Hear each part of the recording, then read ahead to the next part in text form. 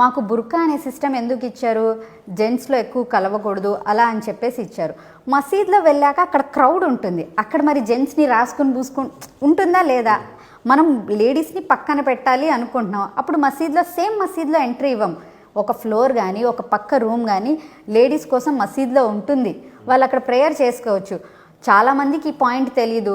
మా లేడీస్ కూడా ఎలా ఫీల్ అవుతారు, ఇప్పుడు మీరు మేల్ అనుకోండి, మీరు బయట వర్క్స్లో ఉంటారు, బిజినెస్లో ఉంటారు, 5 times మసీద్లోకి వెళ్ళి అలా వర్క్ చేసేస్తారు. ఇప్పుడు ఫీమేల్స్ ఆలోచించండి, మసీద్ ఇక్కడ ఉండదు, ఎక్కడో 2-3 kilometers దూరంలో ఉంటుంది. తను వంట ఆపేసి రెడీ అయ్యి నమాజ్కి వెళ్ళి మళ్ళీ వచ్చి ఇవన్నీ కాదు కదా. సో మా దాంట్లో లేడీస్ ఇంట్లో నమాజ్ చేసుకుంటే పుణ్యం వస్తుంది అని ఉంది, అంతే. హిందూ మందిరాల్లోకి మాత్రం వెళ్ళి చాలా స్వేచ్ఛగా వీడియోలు పెడతా ఉన్నారు, కానీ అదే స్వేచ్ఛ మీ మతంలో లేదు. ఎప్పుడైనా ఫీల్ అవుతారా అట్లా? స్వేచ్ఛ ఎందుకు లేదండి మా మతంలో. కానీ అదే మసీద్లోకి వెళ్ళి వీడియో పెట్టలేరు, కానీ మీరు మందిరాల్లోకి వెళ్ళి మాత్రం చాలా చక్కగా పెట్టగలరు. వీడియో అనేది ఏం లేదు, చాలా మంది దర్గాలకు వెళ్ళి వీడియోలు చేసుకుంటాం, మసీద్కి వెళ్ళి తీస్తాం కదా వీడియో, దాంట్లో ఏం ప్రాబ్లం లేదు. ఏంటంటే వన్స్ మసీద్లోకి వెళ్ళాక వేరే లేడీస్ ఎంబారసింగ్గా ఫీల్ అవుతారు, వాళ్ళు ఎక్కడ వస్తారో అన్నట్టుగా, అందుకని వీడియోస్ ఫొటోస్ తీయం అంతే, అంతకుమించి వేరే పాయింట్ ఏం లేదు. మీ లక్ష్యం ఏంటి అసలు? హిస్టరీ బుక్స్లో నెక్స్ట్ జనరేషన్ నా నేమ్ చదవాలి అంతే. చిన్నప్పటి నుంచి ఇదే గోల్ ఉండేది. ఎప్పుడు బుక్స్ చదివినా సరే ఒక సరోజినీ నాయుడు, ఝాన్సీ లక్ష్మీబాయి, నేను అప్పుడు ఎందుకు పుట్టలేదు ఇండిపెండెన్స్లో, నేను భారతదేశం కోసం కష్టపడేదాన్ని, ఏదన్నా నా నేమ్ తెచ్చుకునేదాన్ని, ఇదే నా థాట్.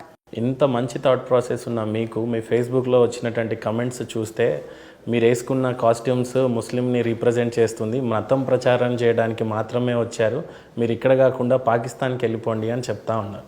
చేసే పని మంచి అయినా కూడా అలాంటి కామెంట్స్ని ఎలా రిసీవ్ చేసుకుంటున్నారు? ఇప్పుడు ఇంట్లో నా బ్రదర్స్ సిస్టర్సే ఉన్నారు, వాళ్ళకి కొన్ని పనులు నచ్చవు, అవసరమా నీకు అంత డేర్, సైలెంట్గా ఉండొచ్చు కదా, వాళ్ళు డాక్టర్సే, మాలా నార్మల్గా ఉండొచ్చు కదా అంటే ఉండరు, ఒక ఫ్యామిలీలోనే ఉండరు, మన చేతి వేళ్ళే ఉండవు. నేనే ఉన్నానండి, ప్రతి మనిషిని పాజిటివ్ మైండ్తో చూస్తానా, సో వాళ్ళు యాక్సెప్ట్ చేయలేరు కదా.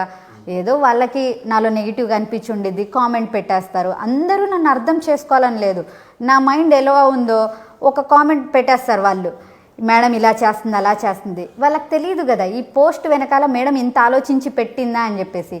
చాలామంది నెగిటివ్గా పెట్టేస్తారు, ఫ్యామిలీ పరంగా పెడతారు, నువ్వు పాకిస్తాన్కి పో అన్నట్టు మాత్రం దానికి నాకు భలే కోపం వచ్చేది. Who the hell you are, మీరు ఎవరు అసలు చెప్పడానికి, నా భారతదేశం ఇది, మేమందరం కలిసి ఉంటుంది, భారతదేశానికి ఇంత పేరు వచ్చిందంటే అన్ని మతాల వాళ్ళు ఇన్ని భాషలు ఉన్నాయి కాబట్టే వచ్చింది, పాకిస్తాన్ పోయాని చిల్లర మాటలొద్దు. నాకు నిజంగా తిట్టాలనిపించింది ఇలాంటి కామెంట్స్ పెట్టినోండి, బట్ నాది ఆ పద్ధతి కాదు, అంత వల్గర్గా నేను బిహేవ్ చేయలేను. అంటే ఎలా ఓవర్కమ్ చేయాలి అని అనుకుంటున్నారు ఇలాంటి కామెంట్స్ వచ్చినప్పుడు? మెయిన్గా నేను చూడనండి, నాకు నెగిటివ్ ఏదన్నా ఎవరితో అయినా గొడవ వేసుకోవాలన్నా భయం, ఆ రోజంతా నేను డిస్టర్బ్ అయిపోతాను.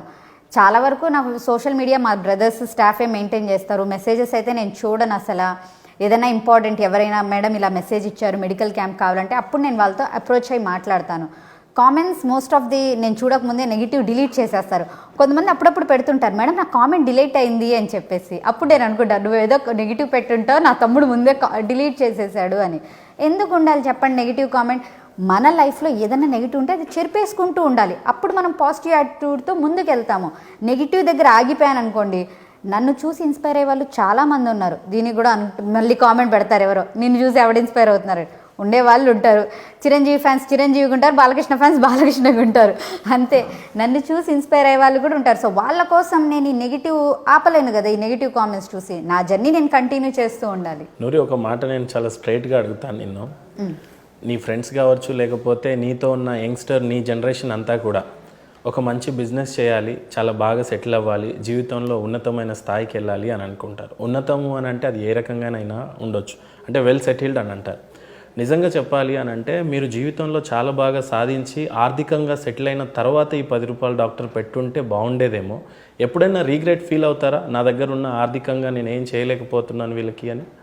అవుతాను. రిగ్రెట్ ఫీల్ ఎప్పుడు అవుతానంటే, ఎవరైనా వచ్చేసి నా దగ్గరికి మేడం మేము ఈ ప్రోగ్రామ్ చేయబోతున్నాం, మాకు ఇలా పేదవాళ్ళకి ఇంత కావాలి అంత కావాలన్నప్పుడు నా దగ్గర ఉంటే ఆలోచించకుండా ఇచ్చేసేదాన్ని, నేను వాళ్ళకి ఎక్కువ సర్వీస్ చేయలేకపోతున్నాను అని. కొంతమంది నాకు మెసేజెస్లో మేడం మాకు ఈ సర్జరీస్ ఇలా అంటే, అయ్యో నేను వాళ్ళకి ఇవ్వలేకపోతున్నానని, ఆ ఒక్క విషయంలోనే నేను ఫైనాన్షియల్గా బాధపడేది, మిగతా ఏ విషయంలోనూ నేను బాధపడట్లేదు. ఫస్ట్ నాకు ఉండేది ఏదో కొంచెం మంచి ఇల్లు, కార్ ఇలాంటివి, బట్ వెన్ కోవిడ్ వచ్చింది అన్ని కోట్లు సంపాదించుకుని కూడా ప్రాణాలు ఏమైనా లేవు. అందుకే నేను కోవిడ్ తర్వాత నుంచి నా ఓపీ రూమ్లోనే పడుకోవడం స్టార్ట్ చేశా. అక్కడే తింటా. నేను ఒక్కటే అర్థం చేసుకున్నా, తినడానికి కొంచెం తిండి, పడుకోవడానికి కొంచెం స్థలం ఉంటే చాలు.